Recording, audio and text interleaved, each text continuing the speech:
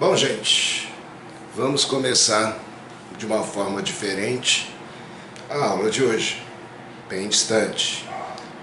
Porém, gente, a aula 4 trata-se de conjuntos, tá?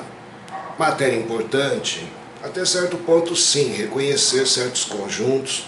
O que é mais importante aqui, gente, não é ficar em detalhes, tá? E sim, é quando começar símbolos, que seria a linguagem de alguns exercícios para com você, e de repente se você não conhece algum símbolo, alguma coisa, dá problema. Operações e, lógico, entendimento de que é um número geométrico, certo? Não só quantitativo, como a gente sempre fala para vocês. Então aqui a aula 4, tá? Que a gente começa pelo seu material. O que é um conjunto? Conjunto e certas coisas que a gente inicia o processo do ensino são conceitos primitivos. E tudo que a gente fala aqui na matemática, conceito primitivo, não tem definição. A gente tem ideia do que é um conjunto, mas não define. É o início de tudo, é onde tudo vai começar, certo? Você desde o princípio começou contar números e de repente já é um conjunto. Mas de onde surgiram? São simbologias que a gente usa e de repente, gente, se a gente parar por aqui, tudo que é conceito primitivo dá um curso completo, dá um monte de idealizações, isso, aquilo, certo? É como se fosse, né, a origem de tudo. Quando a gente fala assim, se você acredita em Deus, Deus é um conceito primitivo. E aí começa toda a discussão de religiões e de água quadra. Aonde? O que vem a ser os conceitos primitivos? Conjuntos, elemento e pertinência. Começa aqui como geometria, ponto, reto e plano. Conjunto, elemento e pertinência. São o que a gente diz conceitos primitivos. A gente tem ideia do que é conjunto, do que é elemento, do que é pertinência. A ideia mais simples que a gente poderia dizer de um conjunto seria: pense que um conjunto é nada mais nada menos do que uma caixa. Conjunto é uma caixa. Você vai ter que representar essa caixa. Dentro dessa caixa vão existir elementos, que podem ser os mais variados possíveis. É claro que na matemática o que a gente mais vai utilizar seriam números, certo? Porém, necessariamente os elementos de um conjunto não precisam ser números, tá? Aonde? Pertinência é você fazer o estudo se aquilo está na caixa ou aquilo não está na caixa, que seria o pertence ou não pertence. Agora, como que você vai representar essa caixa matematicamente? Existem 3 formas de representar a caixa. 3. A primeira, talvez aqui a gente, na idade de vocês, poderiam pensar a parte mais infantil, seria um diagrama, chamado de diagrama de Venn. É uma figura, pode ser um quadrado, uma figura fechada, justamente simbolizando aí uma caixa. Dentro dessa caixa você coloca os elementos. Primeiramente também, sempre um conjunto você dá um nome. Conjunto A, conjunto B, conjunto R, conjunto I. Uma letra maiúscula. E faz um desenho de uma figura fechada. Dentro dessa figura fechada coloca os elementos. É claro que para diagramas a gente trabalha com conjuntos que a gente diz finitos, com um número determinado de termos, de elementos nesse conjunto. E aí, isso é muito importante na hora de pensar. Eu vou fazer um problema, eu vou fazer um estudo de operações, e aí esse diagrama ajuda muito a visualização, tá? Porém, a forma mais formal que nós podemos ter de conjuntos, e aí você tem que ser criterioso, a matemática é criteriosa nesse sentido, é você enumerar aquele conjunto que era formado por 0, 1, 2, 3, lembra? 0, 1, 2, 3. você pode representar sucintamente um conjunto, aquele conjunto que estava no diagrama, dessa maneira. Simplesmente. Só que o detalhe que a gente diz, representar conjunto é entre chaves. Aí vem o critério, não é você que escolhe. Parênteses vai significar outra coisa. Parênteses da matemática é ordenação. Colchetes vai significar outra coisa. Colchetes significa para nós na matemática intervalo real. Tá? Então aqui siga a regra. É chaves. Inicia, fecha. Isso é enumerar um conjunto. Onde? Aqui começa alguma parte interessante e é cobrado muito de vocês, e você às vezes fica na dúvida. Um conjunto, a ordem dos elementos, não importa.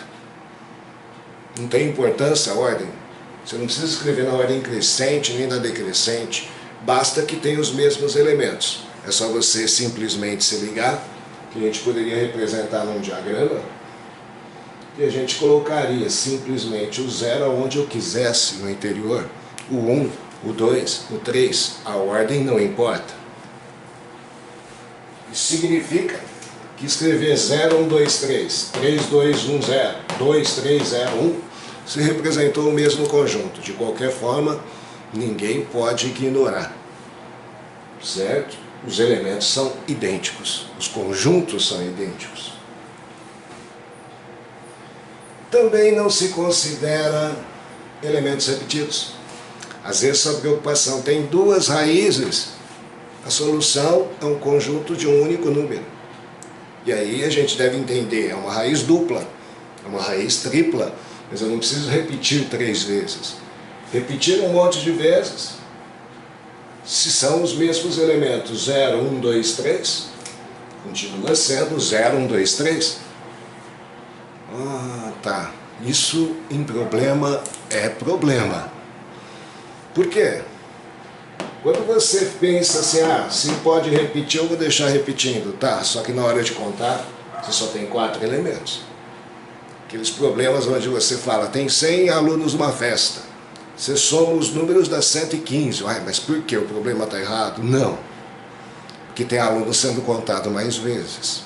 E aí começa o grande mistério de conjuntos. É aqui que a gente simplesmente deve considerar o erro da grande maioria de vocês. Só querer somar. E aqui, quando a gente fala unir, não é somar. É estudar se de repente tem elementos em vários conjuntos. Agora, esta é a mais perigosa, principalmente para você vestibulando. Seria a terceira maneira de representar o conjunto. O cara esconde e aí fala do conjunto por uma propriedade ou característica dos seus elementos. Pode ser para você resolver uma equação, e aí todo mundo fala, fácil, equação é você resolver de primeiro grau, segundo grau, logarítmica, exponencial, trigonométrica. Puxa vida, aí talvez eu chamo matérias lá de cima. E aí fica importante, quando a gente diz que eu vou simplesmente aplicar uma propriedade matemática, essa propriedade pode crescer muito. Por isso que às vezes tem exercício de conjunto, que não é só conjunto, simplesmente você vai mexer com outras matérias bem mais avançadas. Aqui só começando aquele mesmo conjunto, lembra? 0, 1, 2, 3. Conjunto A. Eu vou representar chaves x tal que. Olha a simbologia, essa barrinha tal. Pertence a N, que a gente vai comentar aqui já, conjunto numérico, os naturais. 0, 1, 2, 3, 4, 5, um conjunto infinito. Então o x que eu quero que você escreva nesse conjunto, ele é tal que x tem que ser natural. E x tem que ser menor que 4. Perceberam simbologias que vão aparecer, que podem dar aí o lado de você pensar, sei a propriedade, estou lendo direito, estou vendo isso. E aí, se você sabe direitinho, natural, 0, 1, 2, 3, 4, menor que 4, não pode ser igual. Então 3, 2, 1, 0. Lembra? 0, 1, 2, 3. 4 elementos. E essa forma, né, se a gente falava, diagrama é um conjunto pequeno, determinado de termos. Essa forma às vezes é para representar uma grande quantidade ou uma quantidade infinita de termos. Então o conjunto pode ser finito ou infinito. Por isso, diagrama para conjunto infinito é inviável. De repente, você vai simplesmente pensar, vou representar um conjunto por uma propriedade característica que se tem nele, dessa maneira. Alguns símbolos que poderão aparecer e são bons às vezes a gente lembrar, que vocês às vezes não sabem. Senhores, esse V, esse A de ponta cabeça, qualquer que seja. Setinha só para o lado direito implica. O E virado ao contrário existe. E se eu cortá-lo, não existe. O acento circunflexo E. O acento circunflexo ao contrário, U. Setinha dos dois lados. C e somente C. A barrinha, tal que. E o 8 deitado, infinito. E aí várias coisas podem ser simbolizadas ou escritas no enunciado, utilizando essas simbologias. São às vezes exercícios, tá, que a gente diz. Se você não sabe ler, você não está entendendo ou não está fazendo uma ligação do pedido. Por isso começam algumas importâncias para as simbologias agora. Entendimento de enunciados de exercício. Normalmente, quando a gente está proposto a resolver um exercício, a primeira coisa que deve se perguntar é: qual o universo que eu estou resolvendo? Você vai ser apresentado a uma variedade de conjuntos. Se de repente eu achar meio, estou acostumado a trabalhar com o número meio, mas se o número é natural, meio não é solução. Então, toda vez que você se propor a resolver um problema, uma equação, nós devemos reconhecer primeiro o que é o universo desse problema. O que é o conjunto universo? O conjunto ao qual pertencem todos os elementos que podem ser a solução para um problema proposto. Vai ser chamado de conjunto universo. Isso será representado normalmente por U. Não é bem uma imposição, mas é o que normalmente a gente chama. Universo do trabalho daquele problema. Resolve em reais, resolve em naturais, certo? De repente aqueles probleminhas no colégio tem 300 alunos, o universo está fechado, são 300 alunos. Caso a solução encontrada não pertença ao conjunto universo, então o problema, o que vai acontecer? Solução vazia. E o jeito de representar o conjunto vazio? Bolinha cortada? Ou chaves vazias? Mas a bolinha cortada é o que a gente mais usa, o zero cortado. Certo? Inclusão. Pertinência se trata de elemento pertencer ou não a um conjunto. Agora, inclusão se trata de dar um conjunto que está contido no conjunto universo. O universo é o topo, o máximo. De repente, agora, se eu achar um conjunto que não é todo o universo, ele é solução, ele vai ser o que a gente chama de um subconjunto. E aí eu digo que essa minha resposta está inclusa no universo. Se todos os elementos de um conjunto A também pertencem a um conjunto B, todos os elementos. Dizemos que A está contido, incluso em B. Ou ainda que A é um subconjunto de B. Então, se você simplesmente chegou a um conjunto que, na realidade, né? Todos os elementos daquele conjunto estão no universo, esse conjuntinho que você achou é um subconjunto do universo. Representando, se A está contido em B, C e somente C, X pertence a A, isso implica X pertence a B. O elemento que está em A, certamente, pertence a B. Então aqui o Czinho aqui, mais gordinho, mais deitado, mais pichado, está contido. Ele cortado não está contido. É um subconjunto ou não é?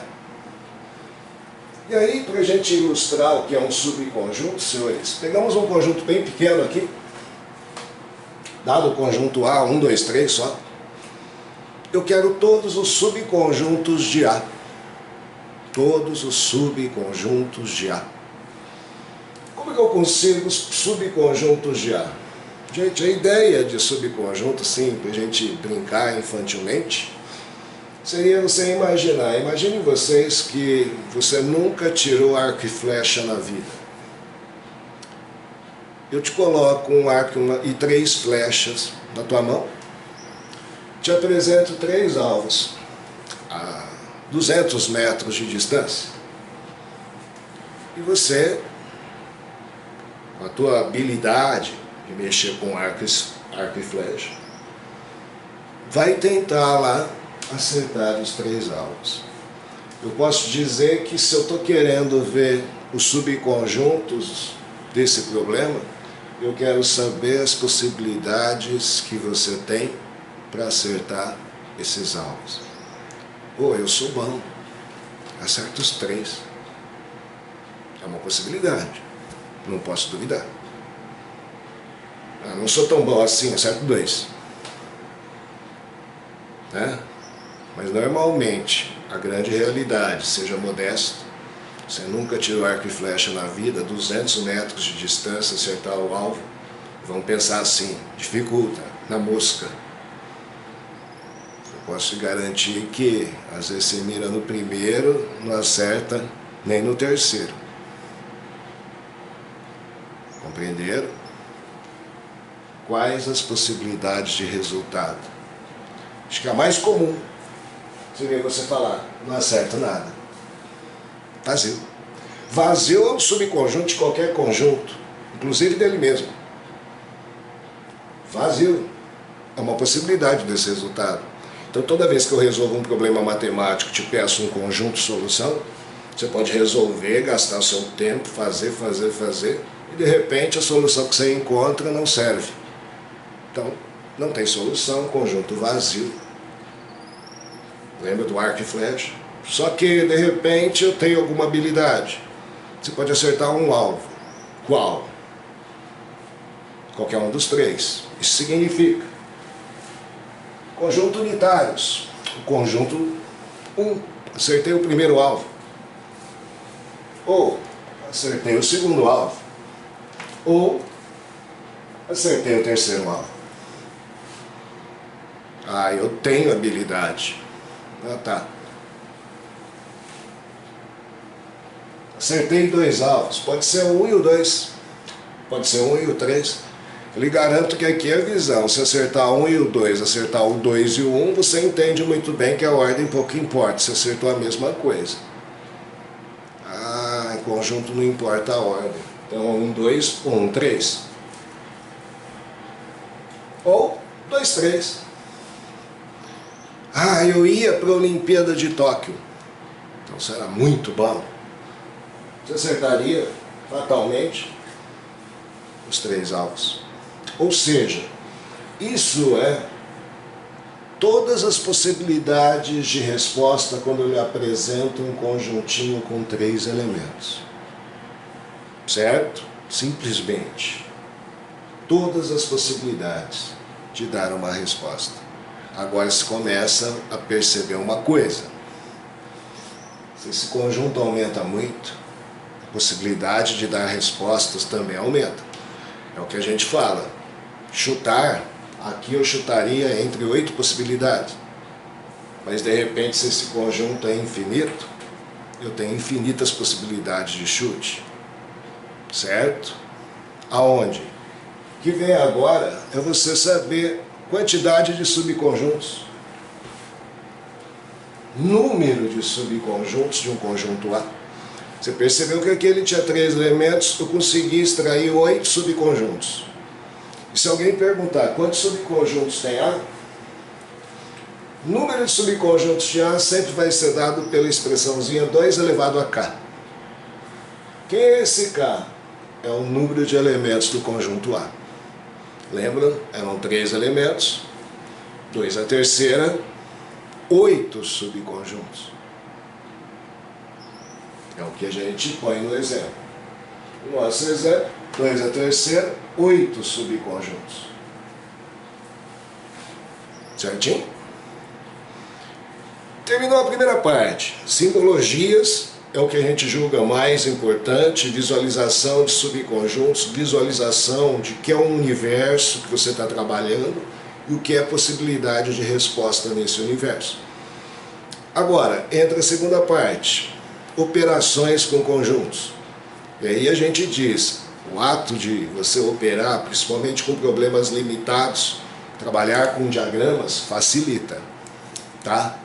Então agora a gente começa a prestar atenção, visualizar, entender que é onde você vai impor o que a gente vai falar agora. Os problemas é o que mais tem nessa matéria de conjuntos. O que mais você deve se preocupar pensando em Enem. Probleminha de conjunto, lá conta uma história. Tantos alunos leem o jornal A, tantos alunos leem o jornal B, tantos alunos leem os 2 jornais, tantos alunos não leem nenhum jornal. E agora aqui entra. Então, operar com conjuntos. Para operações de conjuntos, vamos utilizar um exemplo aí. Peguei um conjunto aqui, ó, chamei de U, que vai ser o universo do seu problema. O mais variado possível, quantidades pode ser grandes, mas é sempre uma quantidade determinada, 300 alunos, 100 pessoas, 1000 pessoas. Aqui, A, B, C, D, E e O. Conjunto A, B, C, O. Conjunto B, A, E, I, O. Observar que nesse problema o conjunto U é o universo. Agora eu vou representar esses conjuntos num diagrama. Toda vez que eu vou fazer um problema é bom você fazer o diagrama. E na confecção do diagrama você começa a entender como é que você tem que confeccionar um problema. Perceba. Pus aqui os conjuntos expressados anteriormente.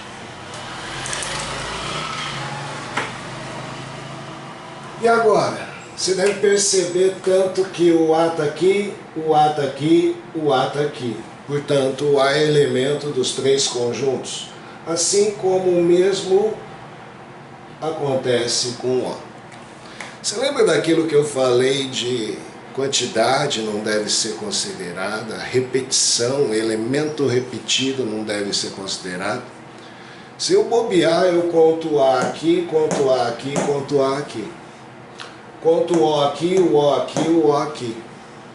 E às vezes eu posso bobear mais por o O aqui fora. Não está errado. Está errado na hora de eu querer simplesmente somar tudo isso e você simplesmente ficar. Ou o O é um elemento só.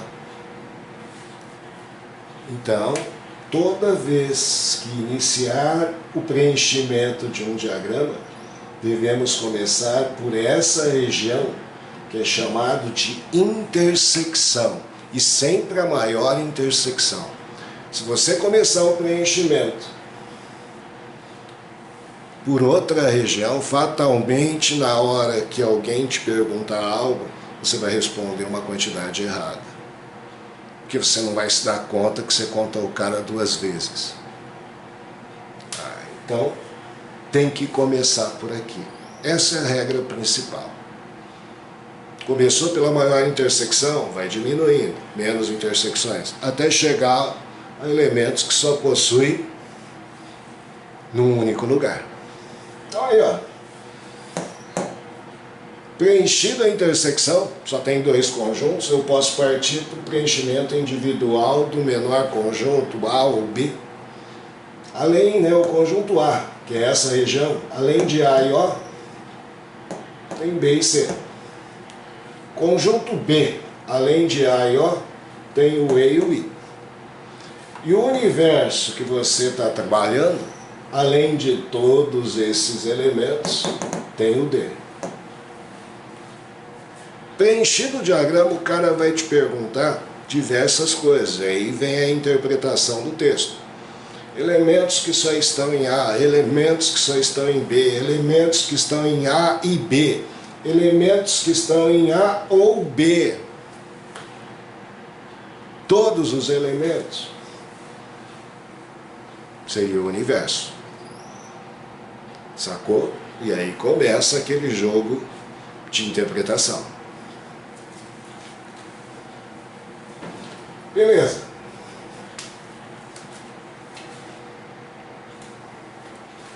E aí, continuando aqui, operações. Quais operações que existem? União ou reunião de um conjunto, representado pela letra U. Todos os elementos de A ou B. Do nosso exemplo, se eu fosse representar lá A unido a B, teria que pegar tudo que pertence a A ou B. Seria essa região, inclusive essa região que você vai ser apresentado já já, que é chamado de intersecção de A e B. Na união você considera tudo e deve tomar cuidado para, se repetir elementos, não contar. Aqui não tem como repetir elementos, você colocou aqui uma única vez o A e o O. E aí, A unido a B seria o conjunto A, B, C, E, I e O. Intersecção. Quando eu falo intersecção, que é o U de ponta cabeça, todos os elementos que pertencem a A e B, seria aquela região onde sempre inicia a resolução do problema, pertence a A e pertence a B, essa região me interessa na intersecção. E aí, só o A e o O, elementos repetidos em todos os conjuntos que nós estudamos. Subtração. Quando eu peço para você, eu tenho A, tira B, A menos B. Então note, se você tem A e tira B, na realidade, o tirar B é tirar a intersecção, é sobrar o que a gente chama elementos exclusivos do conjunto A. A menos B é B e C, elementos exclusivos do conjunto A. Só pertence a A, só lê o jornal A. Que quem lê os dois jornais, lê A.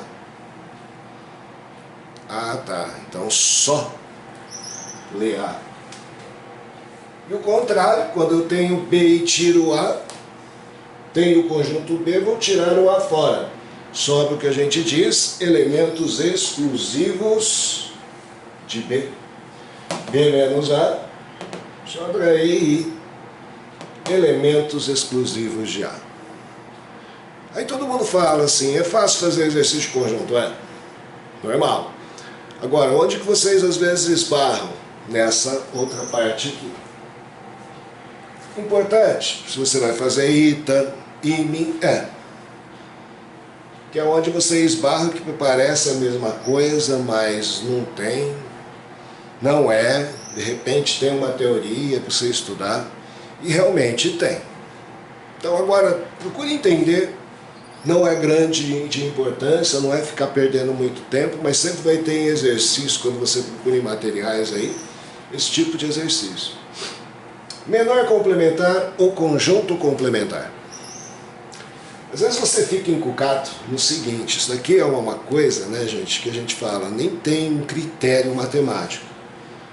A gente fala complementar, usa a letra C. De A em relação a U, aí você fala, o A tem que estar em cima, o U tem que estar embaixo. Muitos materiais às vezes usam o contrário. E você deve entender que é a mesma coisa. E muitos, quando você tem ainda, né, aquelas legendas antes da prova, eles simplesmente põem o A barra, certo? Para indicar aqui complementar do conjunto A. Isso daí é usado, às vezes, de repente você pega exercícios, você fala, mas isso daqui o que significa? Ninguém falou nada, é porque a prova tinha uma legenda, e ninguém pôs a legenda da prova no material. Às vezes está representado assim. E o que é? Vamos lá? Depois a gente vem e explica. Então eu pus aqui, menor complementar de A. Usei outra simbologia. O que é? É pegar o universo e tirar. É uma subtração? É. Só que com uma consideração. Se somente se A estiver contido em U, existe essa operação. Para ter sentido justamente o nome. Você vai entender ao decorrer aqui dessa linha. Do exemplo que a gente tinha, que era o conjunto lá, e A era quem? A, B, A, O, não é isso? B e C. Era isso daqui. O A e o O era intersecção. Certo? Dando um exemplo lá, quem que é o menor complementar? Se eu pegar o universo e tirar o A fora, sobra esses três elementos D, E e I. É o conjunto. E agora vem a explicação. O que é esse D e I? É o conjunto que quando eu unir ao A, completa para ser o universo. Então olha bem, você tirou, sobrou E, I e D. Se eu simplesmente pegar o conjunto A e unir com E e D, eu faço o A chegar a ser igual ao universo. É o menor complementar, ou seja, o menor conjunto que completa A para dar ao universo. Agora, não fique encucado muito com isso. Como eu disse, se você vai prestar simplesmente algo na área militar, sim, que é justamente onde às vezes o cara pode querer dificultar alguma coisa em operações. Fique atento, para Enem isso pouco vale. Agora chegou um momento legal. Vocês têm uma dificuldade no próximo quadro meio que interessante, tá? Vamos prestar atenção, reconheça os conjuntos numéricos, reconheça as suas capacidades, reconheça o universo às vezes que você está trabalhando, para não dar a resposta de bobeira. E aí, conjuntos numéricos. Vamos lá. O menor conjunto numérico que você trabalhou? Menor. Bonitinho, fácil, tranquilo. Na sua infância, você nem tinha noção, vamos dizer, de conjunto ainda. Simplesmente você começou lá as primeiras somas, as primeiras diferenças, as primeiras divisões, multiplicações. Conjunto dos números naturais. N, representado até isso facilitou N natural. E quem que é o conjunto dos naturais? Fácil. A gente até citou já antes. É o conjunto 0, 1, 2, 3. Detalhe, não são inteiros positivos. Que muitas vezes a gente fala inteiros positivos, porque você falou positivo, você não incluiu o 0. E aí eu devo entender. Se eu falar inteiros positivos, eu devo completar, incluindo o número 0. Não que ele seja positivo, mas que ele deve estar no conjunto dos naturais. Quer extrair o 0? Simplesmente o jeito de extrair o número 0 de qualquer conjunto, por uma estrela aqui. Natural é estrela, exceção do 0. Tira o 0 do conjunto. Aí ficaria só os inteiros positivos realmente. 1, 2, 3.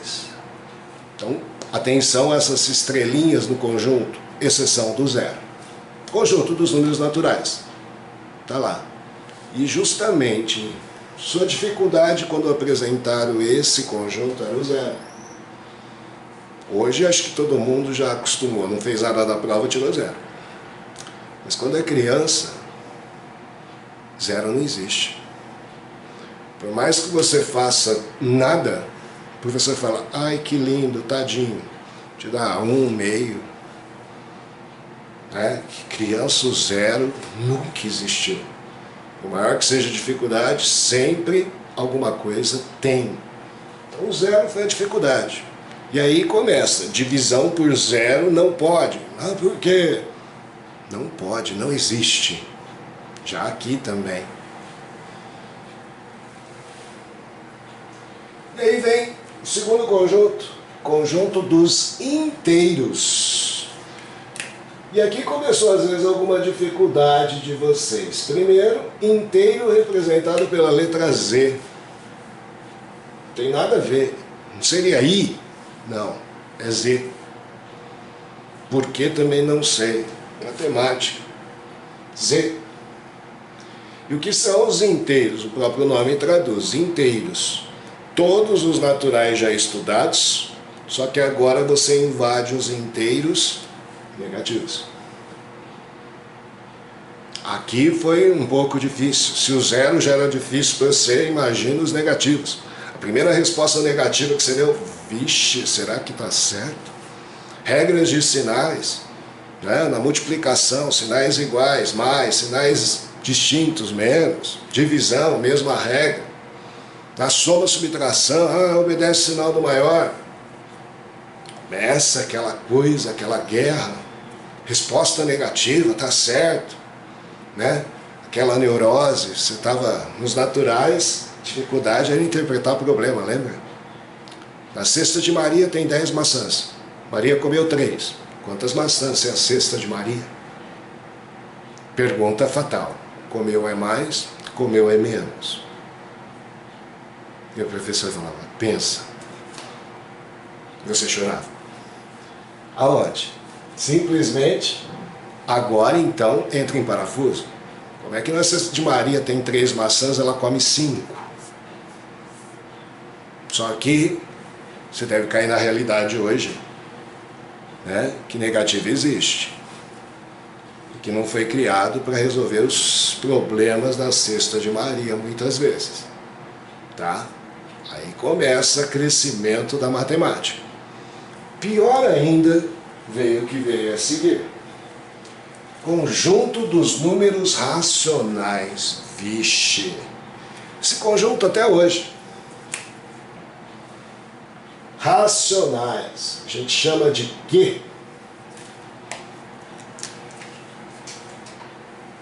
Quê?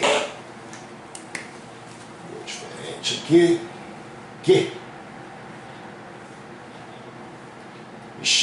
Inteiro você teve dificuldade, começava com Z e inteiro. Racional você escreve com quê? Quacional. Que é isso? E muitos de vocês até hoje não sabem. Que é um número racional? Olha lá, definição. Número racional é aquele número que a gente escreve sempre da forma A dividido por B. Aí você fala, é uma fração, nem sempre. E aí tem que ler aqui. Onde o A, que é o numerador, pertence aos inteiros.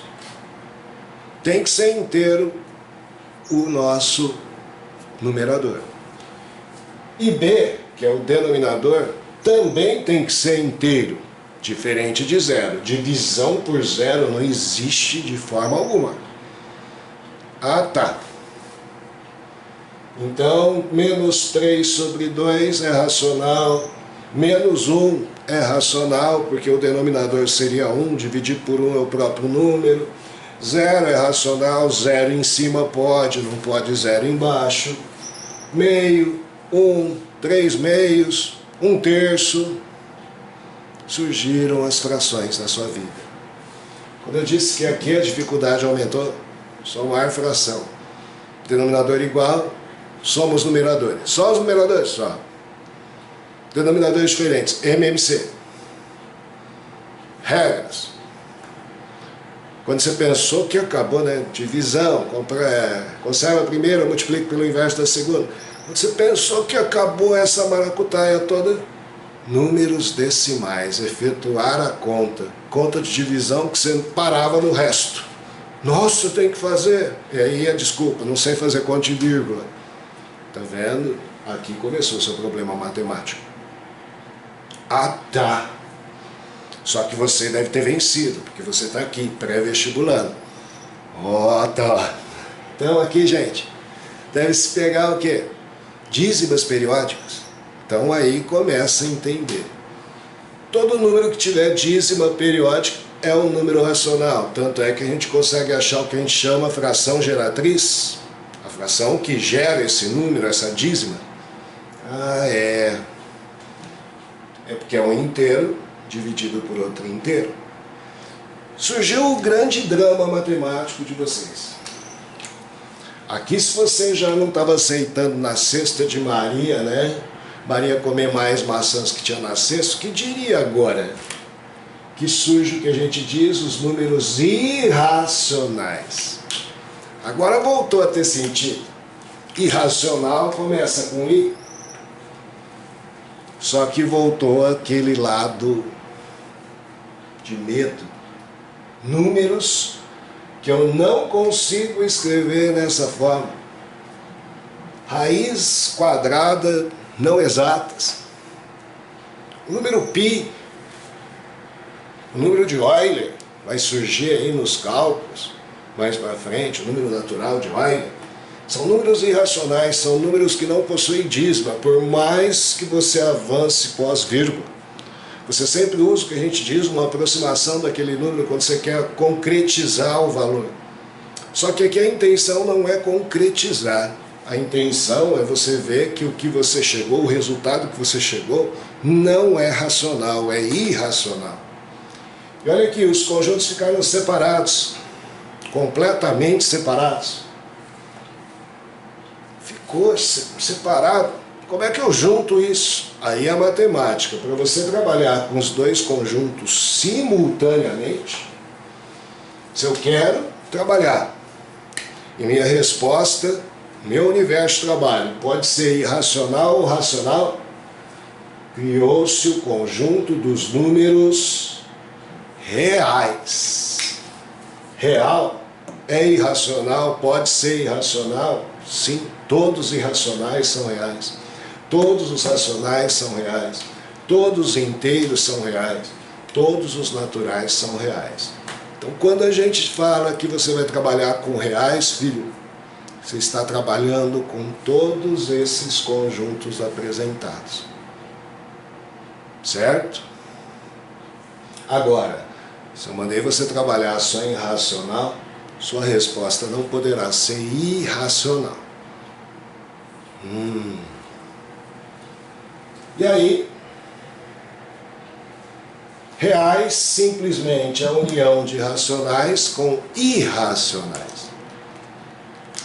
E, gente, aqui que a gente para você começar a analisar. Quando a gente entra no conjunto dos reais, é lógico, pode ter problema da cesta de Maria, tá? Não posso dizer que não. Porém, a visão que o matemático deve ter quando entra no conjunto dos reais, reais deixou de ser só quantidade, número deixou de ser quantitativo, concreto. Número passou a ser geométrico. Aqui começa a geometria dos números, sim. Matemática divide em álgebra e geometria. Aqui começa a reunir tudo. O entendimento disso para você entender geometria. Porque ainda, só para finalizar, tem um conjunto a mais. Enem vai até o campo real. Porém, FUVEST e qualquer outro vestibular vai invadir um campinho um pouquinho maior. Que seria o quê? Quando você trabalha com raiz de número negativo, raiz de índice par de número negativo, raiz de menos 1, raiz de menos 3, raiz de menos 5. Então, ó, isso é raiz de um número negativo, raiz quadrada, raiz quarta, índice par, tá? Esse número não é real, mas existe. São os números que a gente chama de imaginários. De novo, esse conjuntinho aqui seriam os imaginários, I minúsculo. Ah, faz sentido. I de imaginário. Agora veja a separação novamente. Real, imaginário. Quem é real não é imaginário. Quem é imaginário não é real. E como é que eu uno isso daqui para trabalhar com um conjunto que pode ter como solução real ou imaginário? A matemática resolveu o problema fatalmente. Criou o conjunto que é chamado conjunto dos números complexos, que é o maior conjunto matemático até agora. Conjunto dos números complexos. Aqui é pura geometria de número. Não é mais quantidade, que às vezes pergunta, quanto é I? Não. Pergunta errada. Onde se localiza I? Que já deveria de ter começado quando você é apresentado ao conjunto real. Por quê? Gente, quando você entra no conjunto dos números reais, qual a forma de representar um número real? Uma reta. Todo mundo chega assim para você e fala, ó, esses são os números reais. Vamos localizar os números. Você quer algo mais geométrico que uma reta? Número é uma geometria. Aonde? Aí é uma reta que tem até uma seta para cá, que significa que é um eixo orientado. Tem uma orientação. Aonde? Num suposto meio dela, você coloca o número 0. E aí segue para a direita, valores positivos. Para a esquerda, valores negativos. Porém, quando a gente diz isso e fala, você tem que pensar em um número que é real, é uma geometria, você deve entender. Cada ponto dessa reta é um número. Isso significa que eu não estou só representando os inteiros. Você quer o meio fica aqui, ó, bem no meio, entre 0 e 1. Você quer aquele número π irracional que ninguém descobre?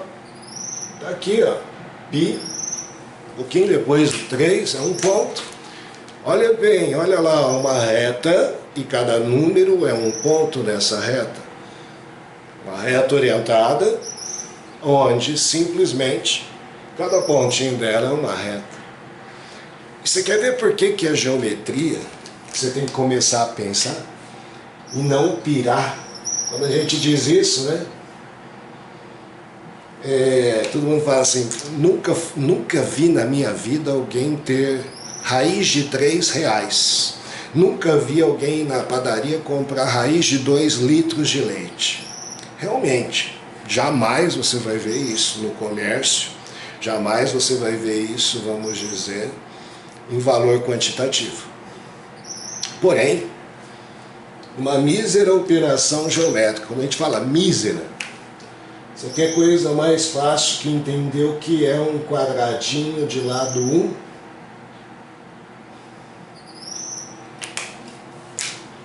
Fácil, né? Inteiro, tudo bonitinho, quadrado, os lados todos iguais, ângulo de 90 graus. Porém, fatalmente, se você está mexendo com quadrado, uma hora você vai ter a curiosidade de calcular a diagonal desse quadrado. Ah, fácil. O carinha lá de 500 anos antes de Cristo, Pitágoras, me ensinou. O quadrado da hipotenusa é a soma dos quadrados dos catetos. Beleza. 500 anos antes de Cristo, hein? D igual a raiz quadrada de 2. Quando a gente diz que número passou a ser uma geometria, é que em qualquer forma geométrica, por mais simples que esteja, quando você começa a estudar ela, fatalmente você passa às vezes a ter que reconhecer que você não tem um número inteiro, nem racional, nem